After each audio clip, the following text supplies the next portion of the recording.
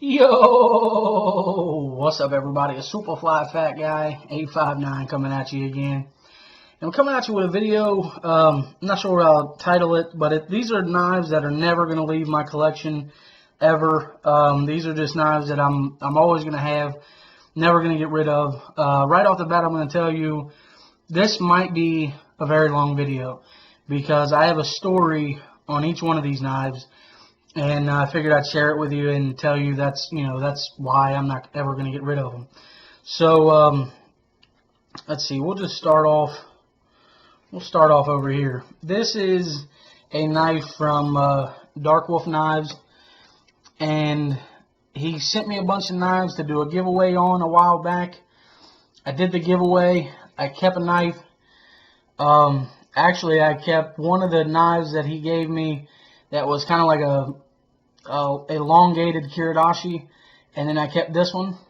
I can't remember the specs on how long it is and stuff like that, but what I do remember and why I kept this one, this knife, the handle scales here are made out of flak jacket from a Vietnam era, well, flak jacket.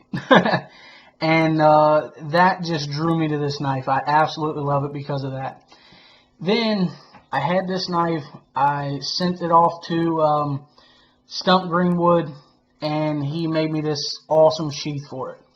So, to me, the sentimental factor of this knife is just enough that it'll never leave my collection. I'll have this as long as I'm going to be here. I'll have this. I don't have children. I don't have children, so I don't know. If I'll pass this down to anybody. I might have children at some day, or at some point, but not today.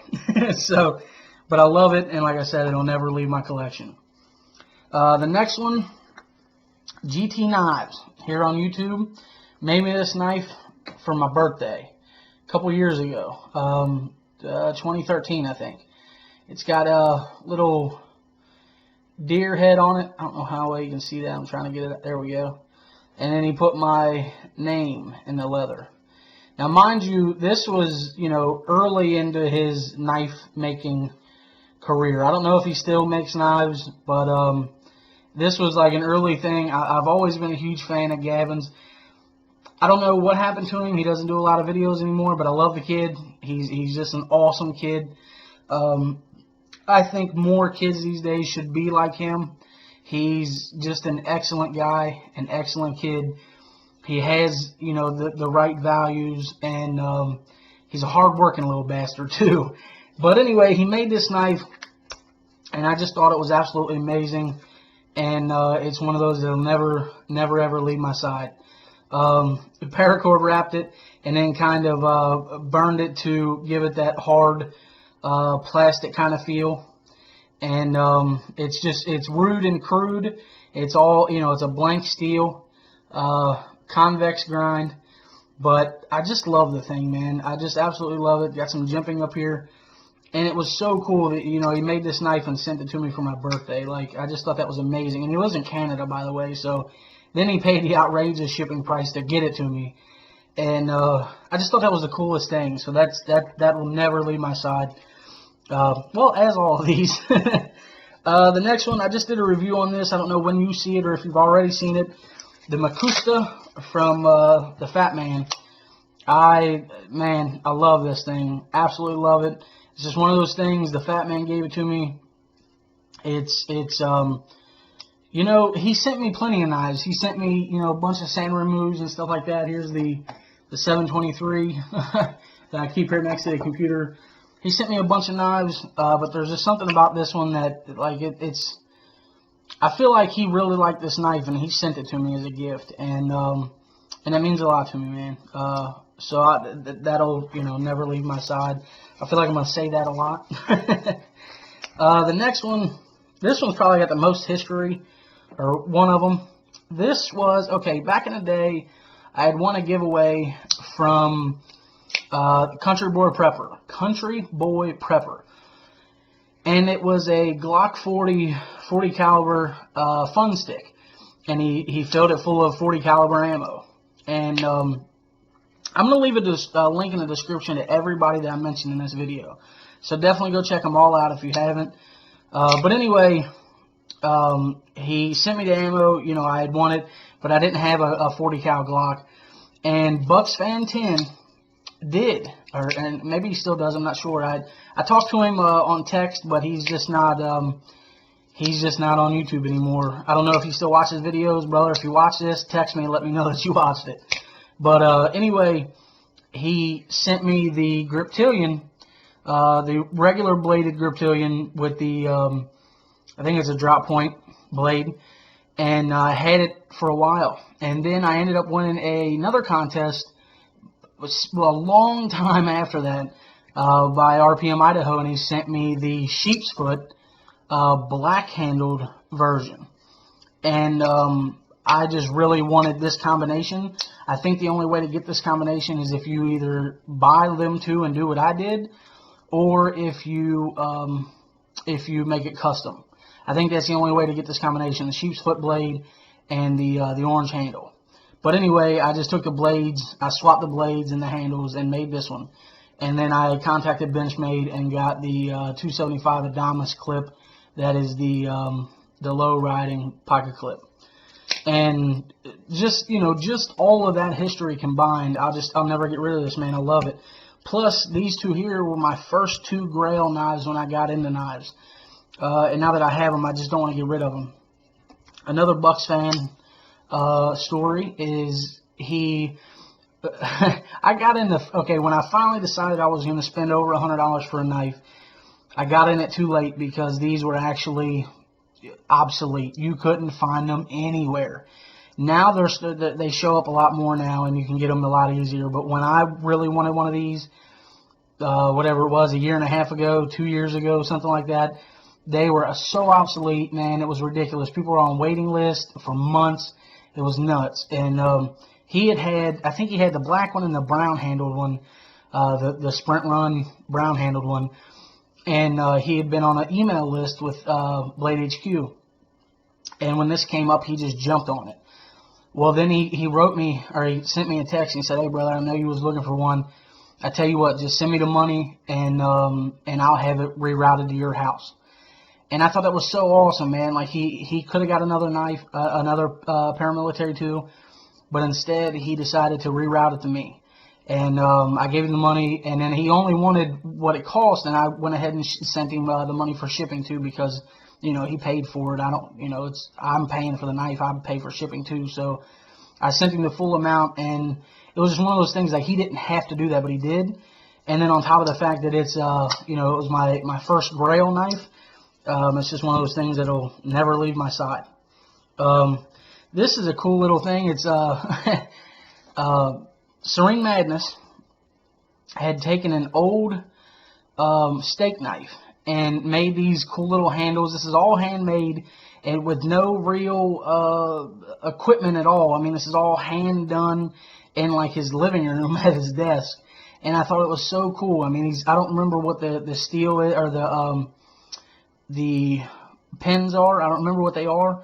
But I mean, this is all wood that he gathered from other stuff, or all materials that he gathered from other stuff. And he sent it to me, and I thought it was so awesome. I think I put a different lanyard on it, but I'm not sure. Anyway, the spine of this, because it was a steak knife, it's so thin. And I bought this quick something or other thumb stud. It's for traditional knives, like a buck 110 or something like that, to give you a purchase to open the knife. Well, I bought it on, and I JB welded it on top of here to give me a support for my thumb. And for the longest time, this is my letter opener. This is my package opener. This is what I had on my desk, opening all the packages, you know, for anything, even just, you know, bank statements or whatever. And then I went to the local knife shop here, and I just bought a cheap little, I think it was like $2, just a cheap little leather, maybe even fake leather. It smells like leather though. But anyway, it was like $2, and I got this sheath, and it's just kind of been in there ever since, man. I just love this little thing, and even though it's not much, it really means a lot to me. And again, it'll never leave me. Let's see. This was my Uncle Mike's. My Uncle Mike back in 2003 committed suicide, and I miss the guy so much, man. I got a picture of him well, you can't see it, but it's right back there, about 10 foot up on my mantle. And I just love the guy. I miss him so much. And this was his pocket knife. And I actually messed it up. I had soaked this and this one and a couple other knives in apple cider vinegar, and ended up creating more rust than what was on there. And then the Centric 77 actually inspired me to clean them up, and I think that's one of my most viewed videos, is cleaning up my old pocket knives. And shout out to Centric 77, by the way, but he talked me into it. I finally cleaned them up. They got a hell of patina on it, on all the blades, but it's a case 63032, whatever the hell that is. I don't know if it's got any more any marks on it. For those of you that are case fanatics, let's see, there you go. It's a double X there with a swooping C. I don't really remember what that year is or whatever, but just a cool little thing, or a cool little knife that, it was my uncle's, never get rid of it. This was my dad's, a straight old timer. And this is, this is back when, let's see if I can, I don't know how well that'll focus. Let's see, can I get it? There we go. Syracuse, New York, USA. The 330T? I'm not sure. Anyway, he retired this knife because I think he said he dropped something stupid heavy on it at work. And as you can see there, it like bent everything. Like you can see the mark right there. And then it bent everything all at once. Now, he works at a steel mill, so God knows what he dropped on this thing. But it bent everything. And he just kind of retired it. And I loved it, and he gave it to me. This knife, it's an old melon tester. Back in 5th grade, I went on a camping trip. Well, it wasn't really a camping trip. It was just a day trip to my teacher at the time, her camp. And we had fishing poles and stuff. It was on the Ohio River or the Little Miami. I don't remember, but I think it was the Ohio River. And we went tromping through the woods, and we found this little creek, and we started fishing. And on the bank of the creek, or crick, I found this down in the mud. And if you can read it, let's see, I don't know. I'm trying to block everything in the background. Ooh, my hands are dry as shit. BC Cook & Sons, Haines City, Florida. Now, my mom saw that and thought, and this reminds me of Digging Freedom so much. My mom saw that and thought, how cool would it be to return this to the company? So she found the company, sent it to them. They said, we don't know exactly what the hell that is or where it came from or anything, but it's not from our company, but we appreciate the story. She had written them a letter, and they actually sent it back. So I found this knife from Florida on the bank, or basically the bank of the Ohio River, got sent to Florida and got sent back to Kentucky, and it's just got a story behind it, man, and I absolutely love this thing. So that'll never leave me. Now the last two are George GI Custom blades. This is the backpacker. As you can see, I've put some wear and tear on this sheath. I tore up the inside pretty good. I've wore this a bunch. There's George's logo there, the steer with the GI. And this is the backpacker. Now, it was wild, man. Back in the day, another guy that was on here, Tatty Boy 2, had told me about GI Custom knives. And I checked him out, and I was like, oh my God, this dude makes amazingly beautiful artwork that's functional. And that's what I kept telling him. I was like, dude, you make masterpieces, man. Beautiful. Well, one day, he wrote me and he said, hey, I'd like to make you a backpacker. I said, what? What? I was just blown away. But he made me one, and it's got the natural and OD green. Oh no, there we go. Natural and OD green Guy Carta on there. And it's 01 tool steel. And when it came, it was all shiny and it was real pretty. And I told him I was afraid to scratch it up. So he's like, man, send it back to me. So he he badasseried it. I butchered that. But anyway, he acid dipped the whole thing, and it's absolutely beautiful. It's even more beautiful now than it was when it came the first time. And I have used this a ton. It's been out to camp just about every time I went out. This is, if I had to pick, even out all these knives here, this is my absolute favorite knife. I love this thing. And this thing, even before all the other ones, this thing will stay by my side. I'll probably get buried with this thing. I absolutely love it. There's his maker's mark on the blade. Again, getting the focus on the blade and not the background is kind of difficult. But anyway, his maker's mark is on there. Now it's going to bug me, so there we go. Oh, still not focusing. Anyway, there is his little steer with the GI on it. And last but not least, we have the GI Customs Necker. And this was something that he gave away on a chat one night. And I think it was a chat. And Jack of all trades actually won this. And he said, I want to pay it forward to Superfly. And I was like, man, that's incredible, dude. Thank you so much. Like, and I love this thing. I've wore it a ton. You've seen this in shooting videos around my neck, out the camp and stuff like that. It's got his maker's mark there. Now, damn it, we're going to focus on this one. I don't care. There we go. With the GI and the steer. And it's got the little ring for the middle finger. You got the choil there for the forward finger, or the index finger. And just a beautiful little necker that weighs next to nothing. And this little Kydex sheath, I mean, it ain't coming out for nothing. I mean, I can shake the shit out of this thing. It's got great retention on it. It doesn't wiggle at all. No wiggle or nothing. And it's got this ball chain on it. I don't know if he sent the ball chain with it or if I bought that, but either way, it's got a ball chain on it now. And absolutely love it. So there you go, almost 18 minutes, and